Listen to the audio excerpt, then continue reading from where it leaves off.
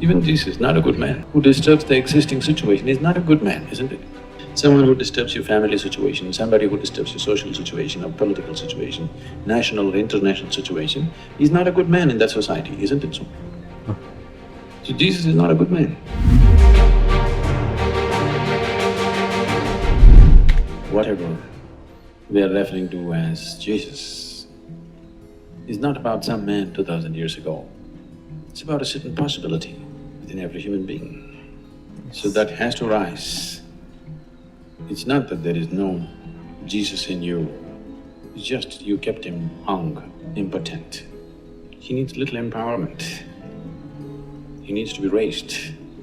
So the whole effort is that part of you which we can call Jesus or Shiva or whatever you like, to allow that to rise. Can you say Shiva is a good man? No, but he's fantastic. Even Jesus is not a good man. Wonderful, not a good man.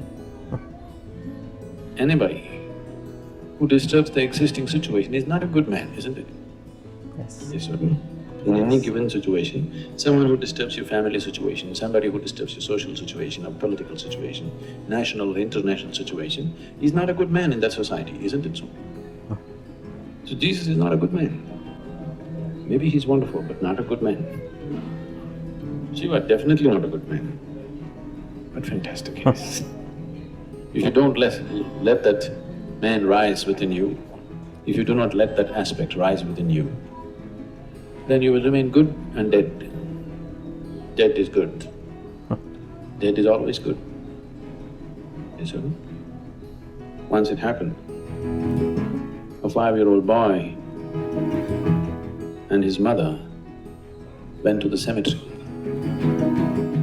He had never seen a cemetery in his life, this is the first time. The mother was dedicated to one particular grave. She sat down.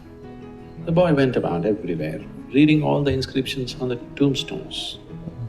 He went through the whole cemetery, read everything and came back to his mother and asked his mother, "Mom, where do they bury all the horrible people?" Every tombstone says this was the most wonderful man. Dead is always good, isn't it? Yes. Dead is good. Living is trouble. Because living is trouble, we reduce the living to half dead. 50% life is safe. That's where most people have settled. We must decide, dead or alive. Half dead is not good, isn't it? Once Shankaran Pillai was arrested for mixing horse meat in chicken cutlets and selling. So when he went to the court, there was nothing else to do, so he pleaded guilty. And they asked, "How much horse meat and chicken meat, how did you do?" He said, 50-50 I did. So he got some fine and some kind of thing and then he came out. His friend asked him, "What did you mean by saying 50-50? He said, "1 horse, 1 chicken."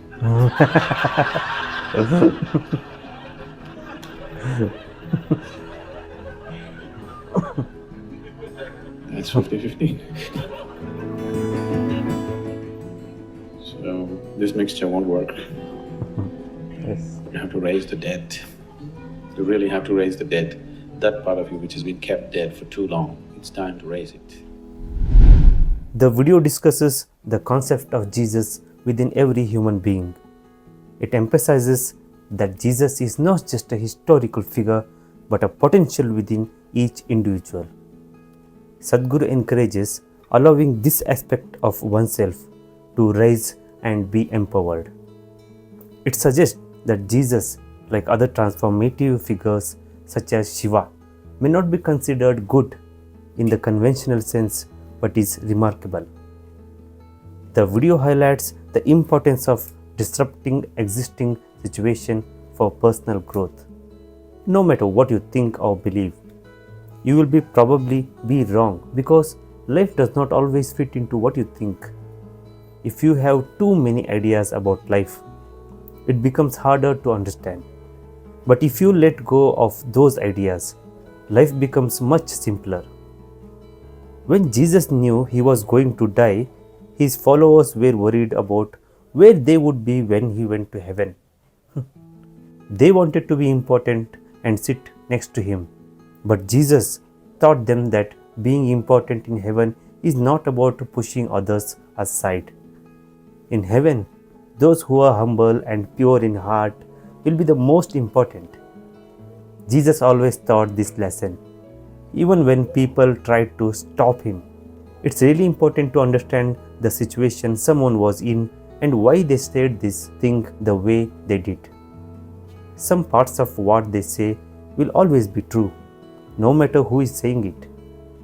But other parts might only make sense to the people listening right now. This can change as time goes on and from one group of people to another. So what someone says might mean different thing to different people. To understand this thing, we need to compare how Krishna and Jesus lived in the past, how you live today. Jesus explained to his friends that being meek means being kind and not fighting back when someone is mean to you. He told that if someone hits them on one side of their face, they should turn the other side and not hit back. But he said this is not something everyone can do. He asked them if they thought they could live by this rule. And he knew that most people would find it difficult. Jesus was not able to speak freely and had to be very careful about what he said. He had to hide and could only talk to small groups of people. If he said too much, his life would be in danger. And unfortunately, that's what happened. On the other hand, Krishna had many powerful friends who were kings and emperors. He could ask them for help and even have a big armies to support him. So Krishna had a much easier situation than Jesus. If something is spiritual, it means it's about your journey, not about being a part of group or a club. This is like how people in the East practices yoga and seek spiritual growth as individual. But people have forgotten some important things that Jesus said. It's important to remember what Jesus taught and live by his words, not just for certain people, but for everyone. Let's keep Jesus' spirit alive. We have shared Sadhguru's wisdom with you. I hope you have heard many significant information regarding this subject in the video. Write your valuable opinions about this video in the comment box. Like the video, share it with your family and friends, and don't forget to subscribe our channel. Thanks for watching. Pranam.